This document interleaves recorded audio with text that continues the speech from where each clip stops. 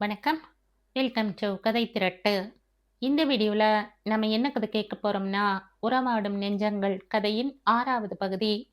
நம்ம சேனலை இதுவரைக்கும் சப்ஸ்கிரைப் பண்ணாதவங்க சப்ஸ்கிரைப் பண்ணுங்க. பக்கத்தில் இருக்கிற பெல் ஐகானை கிளிக் பண்ணி ஆல்ங்கிற ஆப்ஷனை ப்ரெஸ் பண்ணுங்க.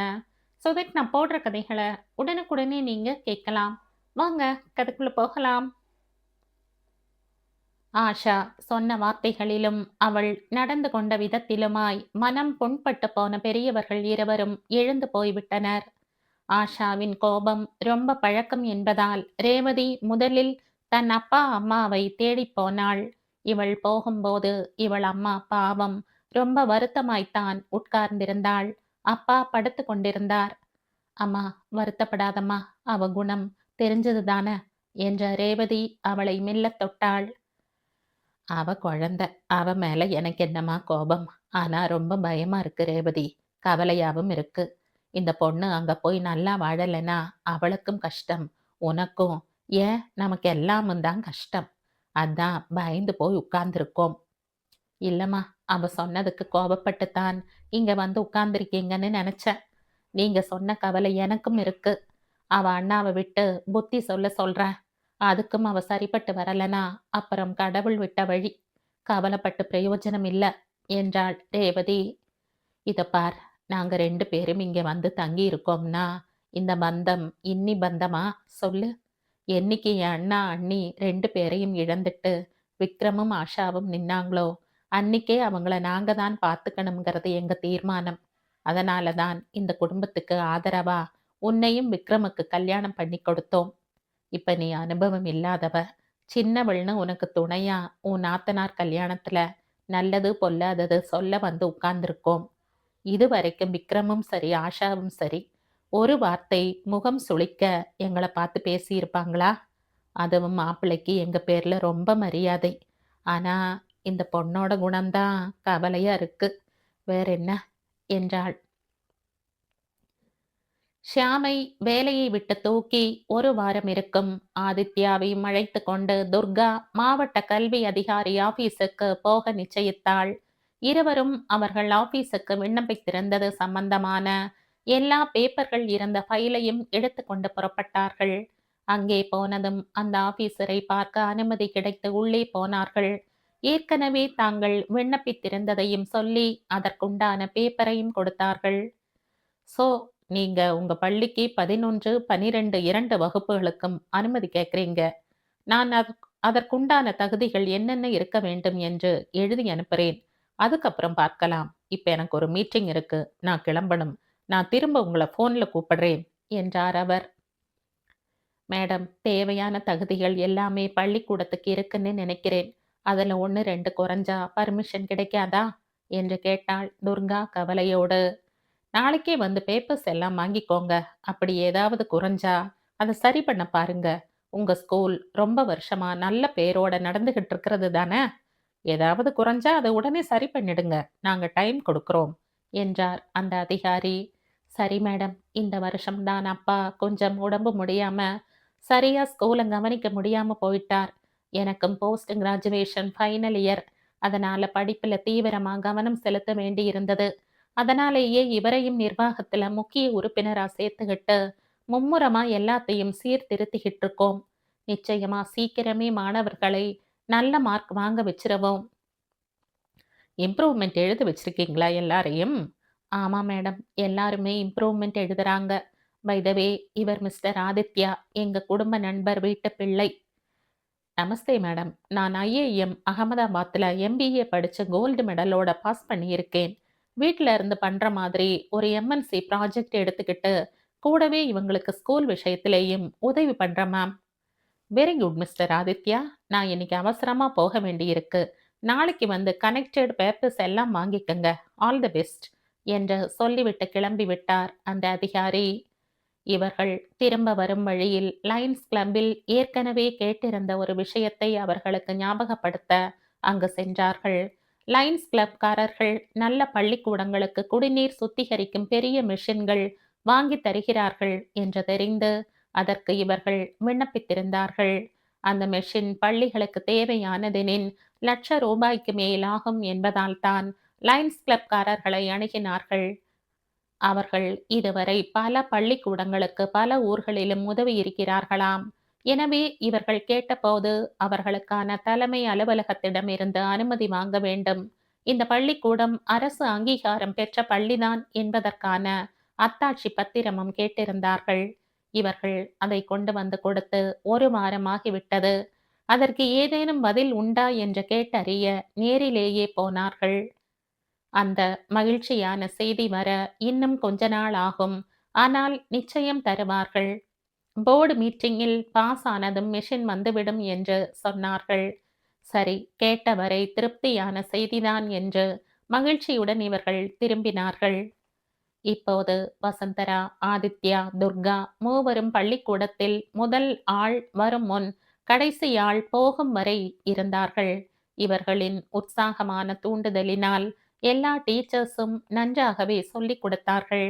அதிலும் 10 ஆண்டுகளின் கேள்வித்தாள்களை கம்ப்யூட்டரில் ஏற்றி அனைத்து கேள்விகளுக்கும் அழகாக விடைகள் தயாரித்து ஒவ்வொரு மாணவருக்கும் கொடுத்து திரும்ப திரும்ப அவைகளை எழுத வைத்தார்கள். குறைந்தபட்சம் 2 நாட்களுக்கு ஒரு முறையாவது பெற்றோர்களை அழைத்து பேசினார்கள். யாருக்கு என்ன புரியவில்லையோ வீடு பள்ளிக்கூடம் இரண்டிலுமே அத்தனை கவனிப்பு இருந்ததற்கு நிச்சயம் பலன் இருக்கும் என்ற நம்பிக்கையோடு மாணவர்களை பரீட்சை எழுத வைத்தார்கள். கல்யாணத்திற்கான ஏற்பாடுகள் இரு வீட்டிலும் மும்முரமாக நடந்து கொண்டிருக்கையில் வழக்கம் போல இரவு படுக்கப் போனாள் ரேவதி. விக்ரம் ஏதோ படித்து கொண்டிருந்தான். இவளை பார்த்ததும் புத்தகத்தை மூடிவிட்டு, கதவை தாழ்பால் போட்டியா என்று கேட்டான். நாம் என்ன புதுமண தம்பதிகளா என்று கேட்டு சிரித்த ரேவதி வெறுமே சாத்தியிருந்த கதவை தாழ் போட்டு விட்டு வந்தாள். ஒண்ணுமில்ல ரேவதி, உன்கிட்ட கொஞ்சம் பேசணும்னு நினைச்சேன். ஆஷா தூங்கிட்டாளா என்று கேட்டான். தூங்கிட்டான்னு தான் நினைக்கிறேன். சப்தத்தை காணோம். இல்ல கதவு சாத்திக்கிட்டு மாப்பிள்ளையோட பேசிக்கிட்டு இருக்காளோ என்னவோ. இந்த கல்யாண வேலையில நீ ரொம்பவே மெலிஞ்சிட்ட ரேவா. கொஞ்சம் உன் உடம்பையும் கவனிச்சுக்க வேண்டாமா? கல்யாணம் முடிஞ்சதும் எனக்கு என் ஜூனியர் வரணும் என்றான். பாப்போம், கடவுள் என்ன நினைச்சிருக்காரோ என்று சொல்லும் போதே அவள் கண்களில் நீர் திரண்டு வந்தது. சி, டாக்டர் தான் ஒரு கோளாறும் இல்ல, அடுத்த முறை நீ நல்லபடியா பெற்று எடுப்பது ஏன் பொறுப்புன்னு சொல்லிட்டாங்களே என்றான் விக்ரம். சரி, நீங்க சொல்லுங்க, என்னவோ சொல்ல வந்தீங்களே. ஒண்ணுமில்ல கண்ணம்மா, உடம்ப பார்த்துக்கோன்னு சொல்லத்தான் வந்தேன். இல்ல, வேற ஏதோ சொல்றதுக்கு அது பீடிகை, அவ்வளவுதான். எனக்கு தெரியாதா உங்கள? என்ன சொல்ல வந்தீங்களோ அத சொல்லுங்க. அவளுக்கு 2 முறை கரு சிதைவு ஏற்பட்டு விட்டது. அதனால் கூடுமானவரை இருவரும் அதை பற்றி பேச மாட்டார்கள். சாதாரணமான கர்ப்பப்பை பலவீனத்தால் ஏற்பட்ட சிதைவுதான் என்று கருப்பை பலமடைய மருந்து கொடுத்திருக்கிறார்கள். ரேவா, ஆஷா நம்மோட இன்னும் கொஞ்ச நாள் தான் இருக்க போறா. எதுக்கு அவள் மனசு வருத்தப்படும்படி எதுவும் சொல்லணும்? அப்படி இருக்கணுமேங்கிற கவலைதான் என்னை அப்படி பேச வைக்குது அவகிட்ட. புரியலையே நீ சொல்றது. அவன் தோளில் முகத்தை புதைத்து கொண்டாள் ரேவதி. அவள் தலையை ஆதரவாக தடவி கொடுத்தான் விக்ரம். ரேவா, என்னம்மா ப்ராப்ளம்? இத்தனை நாட்களில் ரேவதி ஆஷாவை பற்றி புகாராக எதுவுமே சொன்னதில்லை. பார்க்க போனால் சொல்லக்கூடிய சந்தர்ப்பங்கள் இல்லாமல் இருந்ததில்லை. காலேஜை கட்டடித்துவிட்டு சிநேகிதிகளுடன் சினிமா, ஹோட்டல், ஷாப்பிங் போனது. காலேஜில் லெக்சரர்களை உண்டு இல்லை என்று ஆக்கியது. சிநேகிதிகளை அழவிட்டது என்று நிறைய பிரதாபங்கள் வைத்திருந்தாள். பெருமையாக அவள் வந்து சொல்லும்போது அவை அதிகமாகிறதோ என்று தோணும் போது விக்ரமிடம் சொல்லலாமா என்று தோன்றும். பின் அவளே தாய் தகப்பன் இல்லாத பெண், எதுக்கு திட்டு வாங்கி வைக்கணும் என்று விட்டு விடுவாள். சுபாவமாகவே அவளுக்கு இளகிய மனது. அதிலும் வீட்டில் இருக்கும் 2 பெண்களான தங்கள் இருவரும் மனஸ்தாபப்பட்டு கொண்டாலும் வீட்டு சூழ்நிலையே மாறிவிடும் தவிர விக்ரமிற்கு இருக்கும் ஆபீஸ் பிரச்சனைகளில் இதையெல்லாம் சொல்லி அவனையும் கவலைப்படுத்துவானேன் என்ற எண்ணமும் காரணம். ஆக ஒரு நாள் கூட விக்ரமிடம் ஆஷாவை பற்றி எதையும் சொன்னதில்லை. இப்போது அது தப்போ? அதனால் தான் அவளுக்கு இத்தனை பிடிவாதம் வளர்ந்து விட்டதோ என்று தோன்றியது. சொல்லுமா, நீயும் மனசுல எதையோ வச்சு கொண்டுதான் இப்படி குமைகிறாய். என்னதான் நடந்தது என்று கனிவுடன் கேட்டான் விக்ரம். இல்ல, நீங்க சொன்னீங்க அந்த மாதிரியே அவன் நம்மோட கொஞ்ச நாள் மட்டும் இருந்து விட்டு போகிறவள், அங்கேயே இருக்கணுமேங்கிற கவலைதான் ஏன்னா அவளுக்கு அங்கே இருப்பவர்களோட எல்லாம் ஒத்துப்போகிற எண்ணம் எல்லாம் கொஞ்சம் கூட இல்லை. சரிப்படலைனா வந்துட்டு போறேன், திரும்ப எங்கேயேன்னு ரொம்ப சுலபமா சொல்றாங்க என்று ஆரம்பித்து நடந்தவற்றில் சிலவற்றை மட்டும் சொன்னாள். முகூர்த்த புடவை வாங்க போகும்போது நடந்தது, துர்காவுக்கு ஏன் மரியாதை கொடுக்கணும்னு அத்தையோட தர்க்கம் பண்ணது, அதெல்லாம் சொல்லலையே என்றான் விக்ரம். உங்களுக்கு எப்படி தெரியும்? என்ன ரேவா, என் மக்கு பெண்டாட்டியே என்று அவளுடைய தலையில் செல்லமாக குட்டியவன். நான் தானே இந்த விஷயத்தை இப்ப பேச ஆரம்பிச்சேன். எப்படி என் அருமை தங்கச்சி, உங்க 2 பேர் பத்தியும் நீங்க எப்படி அவளை படுத்துறீங்கன்னும் என்கிட்ட அப்பப்ப புகார் பட்டியல் வாசிக்கிறாளே. பின்ன நீங்க என்ன ஒண்ணுமே கேட்கலையே. எனக்கு உன்னையும் அத்தையையும் தெரியும், ஆஷாவையும் தெரியும். கேட்டிருந்தா நான் தான் முட்டாள். நான் அவளுக்கு நானா சொல்றாப்ல புத்தி சொல்றேன். கவனிச்சியா? நான் சொல்றாப்ல எடுத்துக்கிட்டு நல்லபடியா ஆனா அது அவளுக்கு நல்லது. பார்க்கலாம். நீ கவலைப்படாத. இப்ப நான் உன்னை கேட்டது கூட, நீங்க இனிமே எதுவும் பேசி கெட்ட பெயர் வாங்க வேண்டாம். நான் பார்த்துக்கிறேன். அதுக்கு மேல அவள் தலைவிதின்னு உங்ககிட்ட சொல்ல முடியாது. அதுக்காக நீ எப்பவும் கவலைப்பட்டு உன் உடம்பை கெடுத்துக்காதேன்னு சொல்லத்தான். சரியா? இப்ப சமத்தா படுத்து தூங்கு என்றான். ஏம்மா, ஸ்கூல் வேலையெல்லாம் எப்படிம்மா போய்கிட்டு இருக்கு என்று கேட்டார் நாராயணசாமி. நல்லா போய்கிட்டு இருக்குப்பா. அந்த இம்ப்ரூவ்மெண்ட் பரீட்சையினுடைய ரிசல்ட் ரொம்ப நல்லா வரும்னு எதிர்பார்க்கிறோம்ப்பா என்றாள் துர்கா. பார்க்குறோம்னா யாரெல்லாம்மா? ஆதித்யா தினம் வரானா? ஆமாம்ப்பா, அவரும் வசந்தராவும் நான் போன மாதிரியே சீக்கிரம் வந்துடுவாங்க. நிறைய வருஷத்து கேள்வித்தாள்களை எல்லாம் வச்சு நல்லா சொல்லி கொடுத்துருக்கோம்ப்பா. ரொம்ப சமத்துமா நீ. இன்னைக்கு வேணா நானும் வரட்டுமாம்மா? வேண்டாம்ப்பா, நீங்க சிரமப்பட வேண்டாம். வேணுங்கிற போது நானே கூப்பிடுறேன் என்று சொல்லிவிட்டு வாசலுக்கு வந்தாள். ஆதி வந்து விட்டான். அவனோடு புறப்பட்ட ஸ்கூலுக்கு போனாள். பெரிய லீவு ஆரம்பித்து 3 வாரங்கள் ஆகிவிட்டன. இன்னும் 3 வாரங்களில் ஸ்கூல் திறக்கும் முன் ரிப்பேர் வேலையெல்லாம் பார்த்தாகணும். அதற்கு பணம் வேண்டுமே என்ற கவலையில் இருந்தாள். வீட்டின் மேல் கடன் வாங்கி வீட்டை ரிப்பேர் பண்ணலாம் என்பது அவள் எண்ணம். மெதுவாக ஆதியை கலந்து ஆலோசிக்கணும் என்று அவள் நினைத்து கொண்டிருக்கும் போதே ஆதியே பேச்சை ஆரம்பித்தான். என்ன துர்கா, கவலையா இருக்க? பணக்கவலையா என்று அவள் மனதில் உள்ளதை படித்தது போல கேட்டான். இதுதான் நேசமுள்ள நெஞ்சம். இல்லைன்னு சொன்னா அது பொய். நான் பொய் சொல்ல மாட்டேன். சரி, உன் கவலை ஏதானாலும் பங்கு போட்டுக்க நான் இருக்கும்போது என்கிட்ட ஆலோசனை கேட்கலாம் இல்லையா? பாவம், இப்பவே நீங்க எனக்காக எத்தனையோ சுமக்க வேண்டியிருக்கு. உன்னையே சுமக்க வேண்டியவன் நான் தானே. கண்ணம்மா, சொல்லு, நீ என்ன ஐடியா வச்சிருக்க? என்கிட்ட ஒரே ஐடியா தான் இருக்கு. எனக்காக அம்மா நிறைய நகைகள் சேர்த்து வச்சிருக்கா. ஆனா அதுல ஒரு பிரச்சனை இருக்கு. என்னது? அதுல சிலதெல்லாம் எங்க அம்மா கொடுத்தது. இன்னும் 2 தலைமுறையா கூட வந்தது சிலது. அதையெல்லாம் போய் விப்பாங்களான்னு தயக்கமா இருக்கு. அந்த எண்ணத்தை நான் ஒத்துக்கல. அதை விட்டுட்டு வேற எதையாவது பேசு. அடுத்து நான் யோசிக்கிறது வீட்டை வச்சு பணம் வாங்குறது தான். ஏன் கண்ணா, என்ன கேட்டா நான் தரமாட்டேனா? எங்க அப்பா ஒண்ணும் சொல்ல மாட்டார். அதுக்கில்ல என்று துர்கா இழுத்தாள். பரவாயில்ல துர்கா, நான் வேலைக்குன்னு இன்னும் போகல. போனா நிறைய சம்பாதிப்பேன், அது நிச்சயம். அப்படி இருக்கும்போது என் மனைவி கடன் வாங்கணுமா? சரி ஆதி, உங்க அப்பா கிட்ட கேளுங்க. ஒருவேளை கொஞ்சம் ஆட்சேபித்தாலும் நீங்க வற்புறுத்தக் கூடாது. சரியா? உத்தரவு ராணியாரே. அதன் பிறகு ஸ்கூலில் முதலில் எலக்ட்ரீஷியன், அடுத்தது பிளம்பர், அடுத்தது கார்பெண்டர், கடைசியா கட்டட கான்ட்ராக்டர் என்று எல்லோரையும் கூப்பிட்டு வேலைகளை சொல்லி கொட்டேஷன் கேட்டிருந்தாள். அதை வைத்து பார்க்கையில் பெயிண்டிங்குடன் சேர்த்து நிறையவே ஆகும் போல் இருந்தது. அது மட்டுமல்லாமல் கையில் இருந்த நேரமும் குறைவு.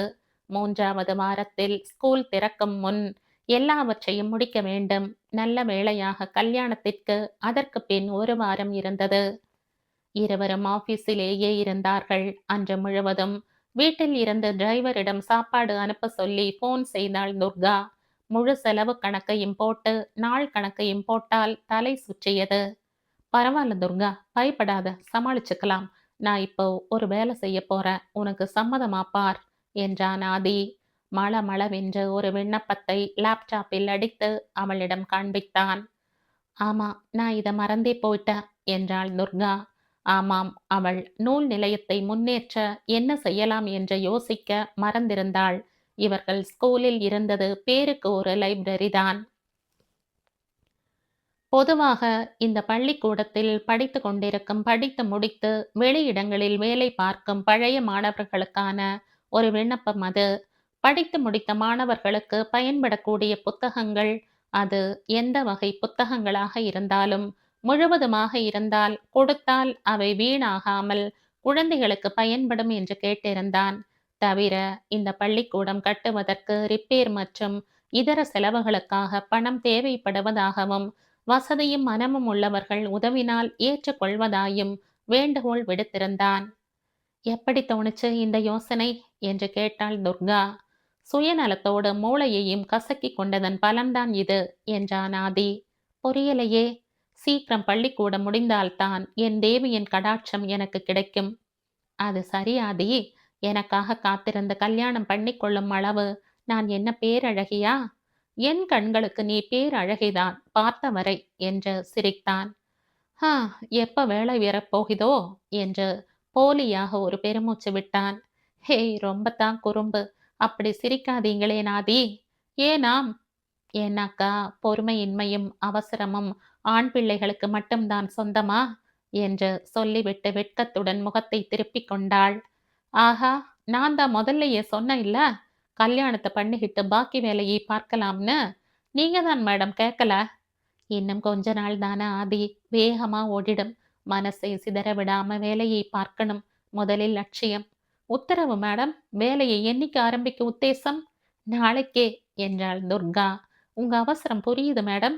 நான் போய் அப்பா கிட்ட வெறுமே ஆதித்யா கொடுத்தாருன்னு மட்டும் சொன்னா போதுமில்லையா என்று கேட்ட துர்காவிடம், போதும் துர்கா, அவரை தொந்தரவு செய்யாத. இப்ப அடுத்ததா 2-3 பேர்கிட்ட கொட்டேஷன் கேட்கறதுனால எது தேவலைன்னு நாம யோசிக்கணும். முதல்ல எலக்ட்ரிசிட்டி பார்க்கணும். அதனால அதுக்கு நாம வாங்கின 3 கொட்டேஷன்களையும் முதல்ல பார்ப்போம். எலக்ட்ரிசிட்டி விஷயத்துல கொஞ்சம் கூட பணத்துக்காக பார்க்கப்படாது. அடுத்தது துர்கா, இன்னொரு விஷயம். ஸ்கூல்ல ஆண் ஆசிரியர்கள்ல யார் யார் உன் பேச்சுக்கு கட்டுப்படுவாங்க? யார் ஸ்கூல்ல இருந்து கிட்ட இருக்காங்க, உண்மையானவங்க அப்படின்னு எல்லாம் ஒரு 5-6 பேரை பார்த்து நாளைக்கு வர சொல்லு. இந்த வேலையெல்லாம் நடக்கும்போது முழுசா நானும் நீயுமே மீட்பார்வை பார்க்க முடியாது இல்லையா? அதுக்காகத்தான் கேட்கிறேன் என்றான். ஆமா மாதி, நான் இப்பவே பார்த்து ஃபோன் பண்றேன். அப்புறம் புது பிடி ஆசிரியருக்கு விளம்பரம் கொடுக்கணும்னு பேசிக்கிட்டமே என்றாள் துர்கா. நல்ல வேளை ஞாபகப்படுத்தின. இப்பவே இன்டர்நெட்ல போடுறேன் என்று நெற்றை திறந்தாள். அதற்குள்ளேயே டெல்லியில் இருந்து பழைய மாணவன் தான் 10,000 ரூபாய் கொடுக்க விரும்புவதாகவும் யார் பேருக்கு செக் கொடுக்கணும் என்றும் கேட்டு மெயில் அனுப்பியிருந்தான். ஒரு வாரிசு இல்லாத காலேஜ் லெக்சரர் தன்னிடம் இருக்கும் புத்தகங்களை எல்லாம் அனுப்ப விரும்புவதாக தெரிவித்திருந்தார். எக்ஸலண்ட் ஆதி என்று துள்ளி குதிக்காத குறையாக சந்தோஷப்பட்டாள் துர்கா. இந்த சந்தோஷத்தை எனக்கு ஏதாவது கொடுத்து கூட கொண்டாடலாம் என்றான் ஆதி. ஆதி ப்ளீஸ், வீட்டுக்கு போகும்போது ஐஸ்கிரீம் வாங்கி தர சரியா? சரி சரி, நான் அட்வர்டைஸ்மெண்ட் போடுற வழியை பார்க்குறேன் என்றான் ஆதி. நேரம் ஆயிடுச்சு ஆதி, கிளம்பலாமா என்றாள் துர்கா. இருவருமே கிளம்பி வீட்டுக்கு போனார்கள். அந்த காரை சர்வீஸுக்கு விட்டிருந்ததால் ஸ்கூட்டரில் தான் வந்திருந்தார்கள். அதுவும் கௌரவமாக அவளை பிடித்து கொள்வதை கூட தவிர்த்து தனியாகத்தான் உட்கார்ந்து போனாள் துர்கா. ஆஷா, ஆஷா என்ற காலையிலேயே தன் தங்கையை கூப்பிட்டான் விக்ரம். என்னண்ணா என்று கேட்டுக்கொண்டே வந்தவளிடம், இன்னைக்கு என்ன வேலை பார்க்க போற, கல்யாணம் சம்பந்தமா? மியூசிக் பார்ட்டியை புக் பண்ண அண்ணியுடன் நானும் போவேனா இருக்கும் என்றாள். என்ன மியூசிக் என்று கேட்ட அண்ணனிடம் தான் நினைத்து கொண்டிருப்பதை சொன்னாள். வேண்டாம் ஆஷா, அந்த மாதிரி டப்பாங்குத்தெல்லாம் நம்ம வீடுகளுக்கெல்லாம் சரிப்பட்டு வராது. அதுவும் அவங்க வீட்ல எல்லாரும் வயசானவங்க. இதெல்லாம் எப்படி பிடிக்கும்? சாதாரண மெல்லிசை கச்சேரி வைக்கலாம்மா, அதுதான் சரிப்பட்டு வரும். எல்லாமே யார் இஷ்டத்துக்கோ என் கல்யாணத்துல நடக்கணுமா? இத பாரு, அவங்க யாரோ இல்ல, நீ கட்டிக்க போற மாப்பிள்ளையை பெத்தெடுத்தவங்க. அதுவும் நீயே தேர்ந்தெடுத்த மாப்பிள்ளையை. நீ அவங்களுக்கு பூரணமான மரியாதை கொடுக்கணும். அவங்களோட தான் இருக்கணும். நாளைக்கே நடராஜ பிரிச்சு தனி குடித்தனம் போகலாம்ங்கிற எண்ணம் வச்சுக்காத. அங்க இருக்கிறதே ஒரு வயசான தம்பதி. ஒரு புருஷன் வீட்டுக்கு போகப் போற பொண். அவ்வளோதான் உனக்கு நான் முதலும் கடைசியுமா குடுக்கிற அட்வைஸ். அவங்க வீட்டு பொண்ணுக்கே அங்க என்ன அதிகாரம் தெரியுமா? என்றாள் ஆஷா தொங்கிப் போன முகத்துடன். அதில் என்ன அதிசயம்? ஆஷா, நட்ராஜ பத்தி எனக்கு தெரியும். அந்த பொண்ணு துர்கா தான் பொறுப்பா எல்லாரையும் பாத்துக்கிறா. அதனால அவன் மேல எல்லாருக்கும் ஒரு பிரியமும் கௌரவமும் இருக்கு. அது இயற்கை தானம்மா. அவ நாளைக்கே கல்யாணமாகி போயிட்டா நீ அந்த வீட்ல எல்லாத்தையும் பாத்துக்க ஆரம்பிக்கலாம். அதனால அவன் மேல வச்சிருக்கிற அன்பு எல்லாம் உன் மேல திரும்பிடும். நீதான் அவங்க அப்படி செஞ்சார மாதிரி நடந்துக்கணும். நீதான் அவங்க அப்படி சேஞ்ச் ஆகிற மாதிரி நடந்துக்கணும்.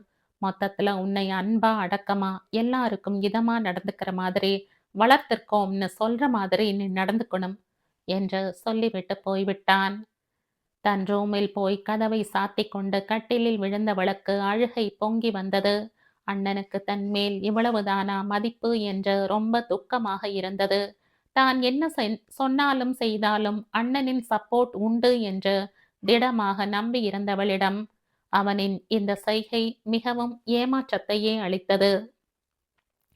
சர்ச்சைக்கெல்லாம் ரேவதி வந்து ஆஷா, ஆஷா என்று கத்தி கூப்பிட்டாள். எத்தனை தரம் கூப்பிட்டாலும் ஏன் என்று கேட்காததால் ரேவதிக்கு சற்று பயமாகிவிட்டது. பங்களாவை சுற்றி கொண்டு போய் திறந்திருந்த ஜன்னல் வழியே பார்த்தாள். ஆஷா கட்டிலில் படுத்து அழுது கொண்டிருப்பது தெரிந்தது. அங்கிருந்து ரேவதியும் அவள் அம்மாவும் மன்றாடி கேட்க விட்டுத்தான் அவள் கதவை திறந்தாள். என்னம்மா, என்னாச்சு? ஏன் அழற என்று ஆதரத்துடன் கேட்டாள் ரேவதி. சும்மா நிறுத்துங்க அண்ணி. அண்ணா இப்படியெல்லாம் பேசுறாரே, அதுக்கெல்லாம் நீங்க தான் காரணம்னு எனக்கு தெரியாதா? ஏதோ ஒரு கல்யாணம்னு பண்ணி என்ன கை கழுவி விடணும்னு தானே. உங்களை எனக்கு தெரியாதா? ரேவதியின் அம்மா குறுக்கிட்டாள். இத பாரம்மா, ரேவதி கிட்ட நீ இப்படியெல்லாம் பேசுறது கொஞ்சம் கூட நியாயமே இல்ல. நீ ஆசைப்பட்ட பையனையே அவங்க வீட்டுல இஷ்டப்பட்டாங்களோ இல்லையோ, நிச்சயம் பண்ணி கல்யாணம் செய்யும்போது இப்படி கண்டபடி பேசுவியா? அவ அழறா பாரு. ஆமா, அவ அழறா. நீங்க கண்ணை தொடச்சு விட்டுக்கிட்டு உட்கார்ந்துருங்க என்று அத்தையையும் தூக்கி எறிந்து பேசிவிட்டு உள்ளே போய்விட்டாள் ஆஷா. அழுது கொண்டிருந்த ரேவதி அவள் அம்மாவிடம், எனக்கு இப்ப கூட அவ என்ன எடுத்தெறிஞ்சு பேசுனது வலிக்கலம்மா.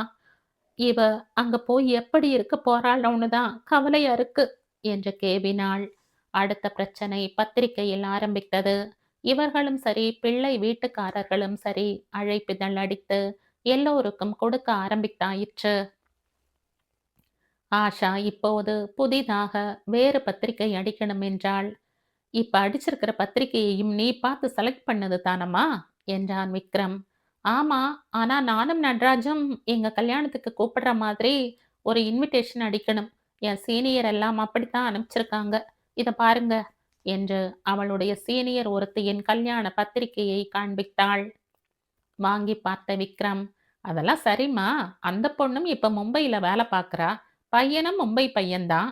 அங்கெல்லாம் இது போல புது நாகரிகம் எல்லாம் வழக்கமா இருக்கும். உன் கல்யாணம் சென்னையில கூட இல்ல, மதுரையில நடக்க போறது. இங்க நாகரீகம் அந்த அளவு வளரலையேம்மா. அதனால இந்த எண்ணமே வேண்டாம், விட்டுடு என்றான். போனா, நான் எது கேட்டாலும் இந்த கல்யாண விஷயத்துல நடக்கவே மாட்டேங்குது. எனக்கு உன் மேல ரொம்ப கோபம். ஆஷா, நான் காரணம் இல்லாம சொல்வேனாமா? நட்ராஜ் வீட்ல எல்லாரும் பெரியவங்க. சுத்து வட்டார கிராமங்கள்ல இருந்து உறவுக்காரங்க எல்லாம் வருவாங்க. அவங்களுக்கெல்லாம் இந்த மாதிரி செஞ்சா நிச்சயம் பிடிக்காதுமா. எதுக்கெடுத்தாலும் அவங்க வீட்டு மனுஷங்க ஒத்துக்கிட்டாதான் செய்யணுமா? இது என்னன்னா அராஜகமா இருக்கு? கல்யாணம் எனக்கா இல்ல அவங்க வீட்டு பெரியவங்களுக்கா என்ற ஆத்திரமாக ஆஷா கேட்க, கல்யாணம் உனக்கானாலும் அவங்க வீட்டு பெரியவங்க அபிப்பிராயப்படிதான் நடக்கணும், அதுதான் முறை என்று சொன்னான். சொன்னவன் நேராக மாடிக்கு போய்விட ஆஷாவும் முகத்தை தூக்கி வைத்து கொண்டு தன் ரூமிற்கு போய் கதவை தாழிட்டு கொண்டாள். விக்ரம் பின்னாலேயே போன ரேவதி, ஏங்க, அவ இஷ்டப்படிதான் கொஞ்சம் நடக்க விடுக்கலேன். அவ கொஞ்சமாவது சந்தோஷப்படட்டுமே என்றாள். அவளை முறைத்த விக்ரம், எல்லாம் நீ கொடுக்கிற இடம். சரி, அவங்க வீட்ல யாரையாவது கேட்டு பாரு என்றான். யார கேட்கறது? துர்காவை கேட்கிறேன். என்னவோ செய் என்ற விக்ரம் வெளியே கிளம்பி போய்விட்டான். ஹாலில் இருந்த போனில் இருந்து ரேவதி துர்கா வீட்டுக்கு போன் செய்தாள். துர்காவேதான் போனை எடுத்தாள். நலம் விசாரித்து விட்டு கொஞ்சம் சுற்றி வளைத்து ரேவதி பிரச்சனைக்கு வந்தாள். அவ ஆசைப்படுறா. உங்க அப்பா அம்மாவுக்கு பிடிக்காதேன்னு தான் அவன் அண்ணன் வேண்டாங்கிறாரு. நீங்க என்ன நினைக்கிறீங்க? உங்க வீட்ல ஒத்துப்பாங்களா? கொஞ்சம் சிரமமாகத்தான் இருக்கும். ஆனா, இதுக்காக பாவம் அந்த பெண்ணோட ஆசையை கெடுக்கணுமா? பரவால்ல. அடிக்க சொல்லுங்க. நான் பாத்துக்கிறேன். மெதுவா, நல்ல விதமா சொன்னா அப்பா ஒத்துப்பாங்க என்றாள் துர்கா. ரேவதி ஃபோனை வைத்துவிட்டு திரும்பி பார்த்தாள். ஆஷாவை அவள் ரூமில் காணோம். அவ சிநேகிதி வீட்டுக்கு போறாளாம். சாயந்தரம் தான் வருவேன்னு சொல்லிட்டு போனாள் என்று ரேவதியின் அம்மா சொல்ல, ஆஷாவின் செல்போனுக்கு ஃபோன் பண்ணினாள் ரேவதி. நான் என் ஃப்ரெண்டோட ஷாப்பிங் போறேன். சாயந்தரம் தான் வருவேன் என்றாள் ஆஷா. நீ வர்றதுக்கு முன்னாடியே நீயே பார்த்து நீ சொல்ற மாதிரி பத்திரிக்கை அடிக்க குடுத்துட்டு வந்துடுறியா? என்று ரேவதி கேட்க, பட்டென்று ஃபோனை வைத்து விட்டாள் ஆஷா. சரிதான், இன்னைக்கு வந்து நல்லா சாமி ஆடப் போறா என்று சொன்னாள் ரேவதி தன் அம்மாவிடம். அவள் நினைத்தது போலவே அன்று மாலை வீடு திரும்பிய ஆஷாவின் முகத்தில் எள்ளும் கொள்ளும் வெடித்தது. காஃபி, டிஃபன் சாப்பிடுறியா என்று கேட்ட ரேவதியிடம், எனக்கு எதுவுமே வேண்டாம் என்றவள் தன் அறைக்கு போய் கதவை தாழிட்டு கொண்டாள். ஏம்மா, புது பத்திரிக்கை அடிக்க குடுத்துட்டியா என்று கேட்டாள் ரேவதி. எனக்கு அது வேண்டாம். 2 வீட்டிலும் கண்டவங்கள் எல்லாம் சிபாரிசு பண்ணி எனக்கு வாங்கி கொடுத்தா எனக்கு ரோஷம் இருக்காதா? உனக்கு சிபாரிசு பண்ண அந்த கண்டவங்க நானும் இன்னும் யாரும்? வேற யாரு? அந்த துர்கா தான் என்றாள் ஆஷா. சரி, இது சொல்லி திருந்துற ஜன்மம் இல்லை என்று ரேவதி உள்ளே போய்விட்டாள். காலையில் ஆதித்யா துர்காவை கூட்டிக் கொண்டு வரும்போதே சற்றே தாமதமாகிவிட்டது. பறந்தடித்துக் கொண்டு புறப்பட்டார்கள் துர்கா. துர்கா, நானே போய்க் கொள்கிறேன் என்றாலும் ஆதித்யா விடுவதாயில்லை.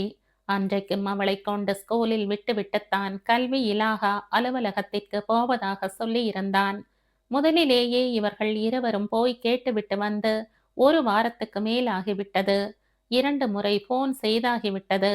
அடுத்து ஒரு முறை அவன் நேரில் போனபோது, மேடம் இன்னும் அந்த ஃபைல பார்க்கவே இல்லையாம். பார்த்ததும் போன் செய்வதாக மேடத்தின் உதவியாளர் சொல்லிவிட்டார். எனவே இன்று திரும்ப போகணும் என்று திட்டமிட்டிருந்தான். துர்கா வீட்டில் கல்யாண வேலையெல்லாம் இருக்கிறதே என்று ஆதித்யாதான் தினம் ஸ்கூலுக்கு போய் வந்து கொண்டிருந்தான். துர்காவை இறக்கி விட்டுவிட்டு அவன் கல்வி இலாகாவிற்கு போனான். மாவட்ட கல்வி அதிகாரி ஆபீஸில் அன்று என்னவோ அவனுக்கு வேறு மாதிரியாகப்பட்டது. முதலில் வந்தது பே வந்தது முதலில் வந்தபோது பேசியது போல் அந்த மேடம் பேசவில்லை. ரொம்ப நேரம் காக்க வைத்து விட்டுத்தான் உள்ளேயே கூப்பிட்டாள். அந்த பட்டியல் இன்னும் வரல சார், வந்ததும் நானே கூப்பிடுறேன் என்று சொல்லிவிட்டு நீங்கள் போகலாம் என்பதற்கு அடையாளமாக வணக்கம் என்றாள். சரி, இதில் ஏதோ இருக்கிறது என்பதை புரிந்து கொண்ட ஆதி யோசித்துக் கொண்டே வெளியே வந்தவன் எதிர்த்தாற்போல் வந்த ஆளின் மீது மோதிக்கொண்டான். சாரி என்று ஆதித்யா சொல்ல, பார்த்து வர்றதில்லையா மிஸ்டர் என்று எதிரே வந்தவன் சொன்னதும் தான் அந்த குரலை கேட்டு நிமிர்ந்து பார்த்தான்.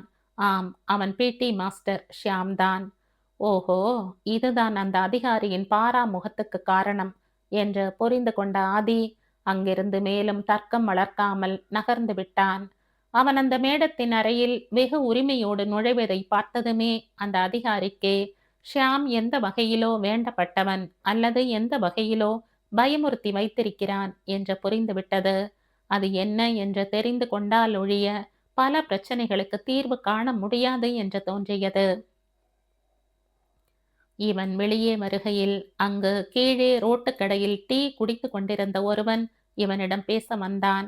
என்ன விஷயம் என்று ஆதித்யா கேட்க, சார், நீங்க அங்கையர் கண்ணி ஸ்கூலுக்கு 11வது 12வது வகுப்புகள் சேர்க்க அனுமதி வாங்கத்தானே வந்திருக்கீங்க என்று கேட்டான். ஆமா, நீங்க? நான் இங்க சீனியர் சப் ஸ்டாஃபாக இருக்கேன். பாவம், நீங்க ரொம்ப அலையிறீங்க. அநேகமா உங்க காரியம் நடக்க ரொம்ப கஷ்டப்பட வேண்டி இருக்கும் என்றான். என்ன விஷயம்னு சொன்னீங்கன்னா அதை தீர்க்க என்ன செய்யலாம்னு பார்ப்போம் என்றான் ஆதி. என்னத்தை பார்க்க போறீங்க?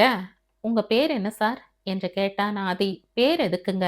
விஷயம் தெரிஞ்சா மேல என்ன செய்ய முடியும்னு பாருங்க என்று தலையை சொரிகிற மாதிரியும் கையை நீட்டுகிற மாதிரியும் ஒரு தினுசாக வளைந்து அபிநயம் பிடித்தான்.